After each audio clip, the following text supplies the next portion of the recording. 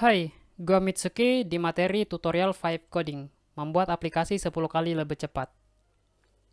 Oke, mungkin sebelumnya teman-teman menggunakan AI itu hanya sekedar untuk tanya jawab, misalkan dengan ChatGPT. Misalkan teman-teman bilang, tolong buatkan saya codingan untuk ini, tolong perbaiki error ini.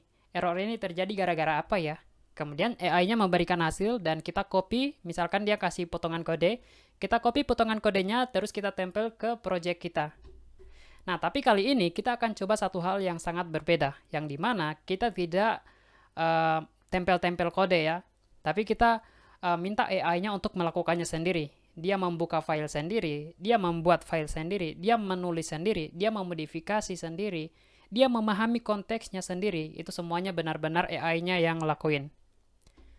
Kalau misalkan teman-teman cuma sekedar tanya jawab pada ChatGPT misalkan atau DeepSeek atau Gemini dan AI lainnya, mereka tidak paham dengan konteks project teman-teman gitu ya.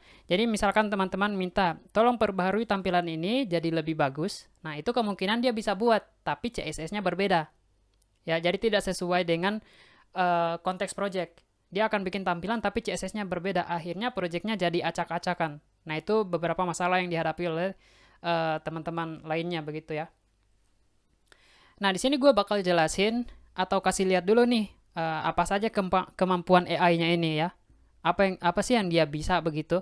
Dan gue bakal praktekin di existing project. Di sini gue punya existing project ya. Kita lihat dulu tampilannya. Tampilan awalnya seperti ini ya. Ini gue coba modifikasi pakai AI ya. Coba teman-teman lihat. Misalkan ini salah satu kemampuannya adalah dia bisa mencari sendiri letak file front end-nya. Kita cukup copy aja URL-nya seperti ini. Kemudian kita buka VS Code, kita paste di sini, ya. Tanpa kita jelaskan di mana file front end-nya, kita tinggal bilang aja begini. Misalkan kita ubah tampilannya jadi apa ya bagusnya ya, jadi light mode gitu ya. Karena ini kan dark mode, kita coba ubah jadi light mode. Ubah tampilan halaman ini. Nah, terus kasih URL-nya. Nanti dia bisa cari sendiri tuh di mana letak file front end-nya. Kita lanjut menjadi light theme gitu ya, karena saat ini dia dark mode. Kita ganti bukan light theme tapi light mode gitu. Terus kita kasih tahu juga supaya dia ubah keseluruhan sekaligus dengan navbar, footer, dan sidebar. Nah, oke, kita hanya butuh prompt seperti ini. Kemudian kita bisa pilih dulu modenya. Di sini gue punya banyak mode, ada arsitek, kode, dan lain sebagainya. Gue pilih yang UI UX Master. Dan mode-mode ini, clone, find, fixbox, dan lain sebagainya, itu adalah mode-mode yang gue custom sendiri sesuai dengan kebutuhan gue. Dan gue bakal jelasin gimana cara bikinnya, dan gue juga bakal kasih sampelnya dari beberapa yang sudah gue custom ini. Jadi pastikan teman-teman nonton video ini sampai akhir ya. Oke, di sini gua lanjut dulu. Kita tunggu beberapa saat sampai prosesnya selesai sambil gua jelasin fungsi-fungsi lain dari AI ini. Nah, di sini teman-teman bisa lihat cara dia melakukan tugasnya seperti ini. Dia membaca dulu file-file yang ada gitu ya untuk memahami konteks begitu. Tuh. Dia memahami dulu konteksnya dari beberapa file, misalkan dari layout, karena ini Laravel, jadi dia pelajari dari layout. Nah, di sini ajaibnya tuh dia bisa memahami kalau ini tuh Laravel, begitu. Makanya langsung dia bisa tebak, oh tempatnya ada di sini nih, di layout selain sebagainya. Nah, dia mencari halaman dashboard di dalam views karena dia tahu nih konteks project ini seperti apa strukturnya. Nah, makanya ini materinya itu judulnya adalah membuat aplikasi 10 kali lebih cepat karena ya memang benar-benar cepat ya ketimbang tempel-tempel kode. Nah, ini akan jadi satu pengalaman buat teman-teman yang belum tahu ya. Akan menjadi satu pengalaman yang hebat. Jadi nantinya kalau misalkan teman-teman sedang mengerjakan aplikasi perusahaan dan perusahaan meminta refaktor ataupun fitur-fitur aneh ataupun revisi yang signifikan, itu nggak usah bingung lagi, tidak masalah lagi, tinggal bilang ke AI begini, begini, begini, ya. Tapi syaratnya setidaknya teman-teman punya fundamental ya, fundamental dasar terkait bahasa pemrograman, gitu.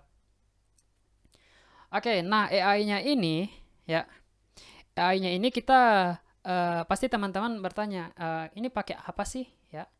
Jadi AI ini kita mengkombinasikan antara ekstensi VS Code dan juga API key. Nah, untuk API key ini teman-teman bisa pakai API key dari beberapa jenis provider. Ada dari Gemini, ada dari ChatGPT atau OpenAI, ada dari Cloud atau Anthropic, ada dari DeepSeek, dan lain sebagainya. Teman-teman bisa menggunakan beberapa jenis tersebut, tapi pastinya kita harus memilih mana yang murah dan mana yang performanya bagus. Karena yang performanya bagus pastinya juga mahal. Nah, ada juga yang performanya bagus tapi murah ya. Nah, contohnya di sini gue pakai AI yang biayanya itu $3 per bulan ya. Jadi lebih murah dan dengan kualitas performanya yang cukup bagus. Nah, sebelumnya gue juga sudah coba menggunakan Cloud dengan sistem pembayarannya itu pay as you go dan itu sangat-sangat boros. Bayangin $5 cuman habis 2 jam. Jadi waktu itu gue sempat putus asa, tapi gue coba lagi cari-cari yang murah. Oh, ketemu nih. Nah, ini yang gue pakai sekarang. Ini udah mau sebulan dan udah kerasa banget sekali ya. Kerasa banget bantuannya gitu. Gue udah selesaikan beberapa project pakai AI ini, cuman bayar $3 gitu. Nah, kalau misalkan teman-teman pengen tahu gimana cara memilih AI-nya, itu pastikan teman-teman nonton video ini sampai akhir karena itu akan gue bahas di video atau materi lainnya ya setelah ini. Di sini gue cuman mau kasih lihat dulu seberapa powerful AI ini ya, AI agent ini gitu ya. Dan juga beberapa mode yang bisa kita gunakan. Di sini ada misalkan untuk arsitek ini modenya untuk membuat kerangka atau rencana pengembangan begitu. Nah, untuk terkait penjelasan tentang mode-mode ini juga bakal gue jelasin di materi lainnya. Jadi video ini tuh punya beberapa materi teman-teman ya. Yang pertama ini adalah video pertama yang dimana gue memperlihatkan dulu kemampuan AI-nya. Kalau misalkan teman-teman tertarik bisa lanjut ke video berikutnya. Nah, materi-materi selanjutnya itu ya kurang lebih ada 7 materi ya. Materi selanjutnya itu tentang memilih AI yang bagus ya dengan mempertimbangkan performa dan juga harga. Kemudian materi berikutnya lagi itu gimana cara setup di kode editor. Nah, khususnya di sini video ini implementasinya di VS Code. Jadi teman-teman yang tidak pakai VS Code mungkin belum cocok dengan video tutorial ini ya. Nah, itu cara implementasinya ya, cara instalasinya di VS Code itu gua bakal jelasin di materi selanjutnya. Terus ada materinya lagi sebagai lanjutan itu adalah pengenalan mode-mode dari agent ini. Nah, di sini di materi tersebut gue bakal jelasin apa bedanya mode-mode ini dan fungsinya untuk apa, begitu ya, dan cara penggunaannya seperti apa dan kapan harus menggunakan. Kemudian materi berikutnya lagi, gimana cara mengcustom mode ya, gimana cara kita bikin mode sendiri sesuai dengan kebutuhan kita. Nah, contohnya di sini. Di sini gue bikin mode namanya clone. Mode ini gue buat karena gue punya kebutuhan di mana gue ingin mengcopy salah satu fitur dari project lain, misalkan fitur permission ya, permission. Nah, gue tinggal bilang, tolong pelajari fitur permission dari project A dan terapkan di project B. Nah, mode ini itu gue setting supaya dia bisa mempelajari dengan akurat, kemudian membuat perubahan tanpa merusak, begitu. Nah, itu gue bikin dia begitu, gue desain dia seperti itu.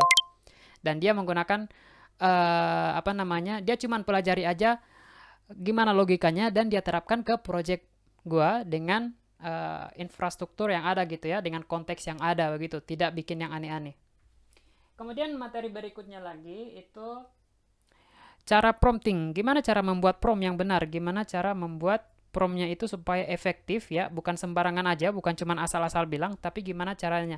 Contohnya seperti tadi tuh prompting di awal itu juga gua bahas di materi selanjutnya.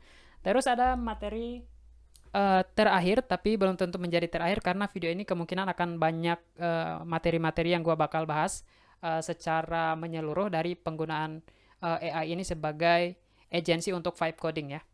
Materi terakhir itu adalah tentang bagaimana kalau misalkan AI-nya mengacak-ngacak project kita. Karena kalau misalkan kita salah prompting, itu AI-nya bakal bikin project kita semakin acak-acakan gitu ya. Dia salah memahami konteks, maka dia bikin sesuka hati dia, dan ketika kita buka tampilannya, mungkin tidak error, tapi tampilannya jelek sekali. Nah, gimana cara mengatasinya, dan gimana supaya project kita tetap aman, itu bakal gua bahas di video lainnya ya, kemungkinan di materi terakhir. So, teman-teman kalau misalkan mau lihat lanjutan dari video ini, itu teman-teman bisa cari aja linknya di deskripsi video atau di caption ataupun di komentar ya. Nanti teman-teman bisa ketemu dan bisa nonton full penjelasan dari video ini. Karena durasinya panjang, maka gua buat menjadi perbagian ya atau parts-partsnya gitu. Oke, di sini teman-teman sudah lihat AI-nya sudah bilang kalau tasnya selesai ya. Ini tandanya dia sudah selesai, ada tulisan tas selesai. Dan teman-teman juga bisa membaca apa saja sih yang dilakukan oleh AI ini. Nah, ini dia melakukan ini semuanya teman-teman bisa baca. Dan coba sekarang kita lihat seperti apa hasilnya. Dan ini teman-teman lihat tuh mouse gua di sini nggak bergerak tadi ya. Maksudnya gua nggak ngetik kode. Dia sendiri yang ngetik, dia sendiri yang bikin, dia sendiri yang buka. Nah, itu sambil gua jelasin sementara dia bekerja. Nah, akhirnya sudah selesai prosesnya dan kita coba lihat tampilannya, kita refresh.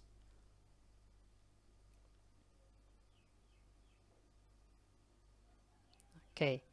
Nah, di sini sebagian besar sudah menjadi light mode ya. Teman-teman bisa lihat di dashboardnya sudah jadi light mode, tinggal di bagian halaman ini.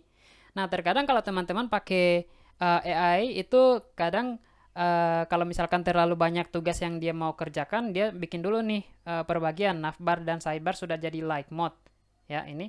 Nah, maka kita tinggal bilang untuk melanjutkan ini supaya jadi light mode juga ya. Ada cara lain ya. Misalkan teman-teman mau spesifik bukan pakai URL, teman-teman bisa cari dulu nih halaman tampilan ini. Misalkan halaman tersebut ada di halaman di sini, dashboard, admin. Ini hello. Oke. Nah, kita tinggal bilang begini.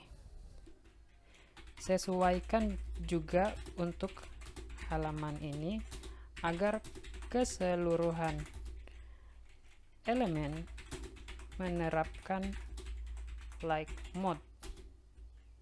Nah, terus kita paste path dari filenya nih.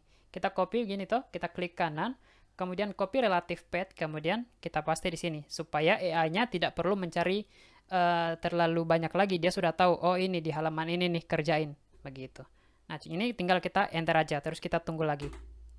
Nah, untuk mempersingkat waktu di sini gue coba pause dan langsung skip ke tampilan yang sudah jadinya ya. Nah, sekarang AI-nya sudah selesai melakukan tugasnya dan kita lihat.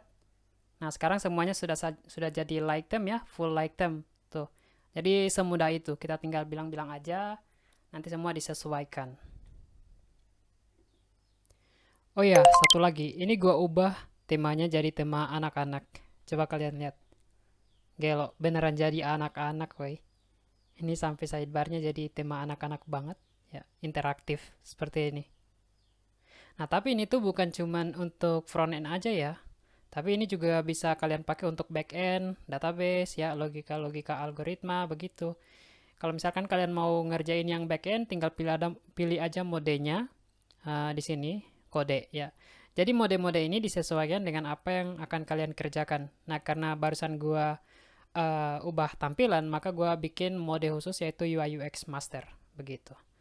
Nah, teman-teman bisa lanjutkan video ini, ya. Untuk materi-materi lainnya, teman-teman bisa lihat aja link lanjutan dari video ini ya, atau playlistnya di deskripsi, di caption, ataupun di komentar. So, begitu aja dari gua. See you next time.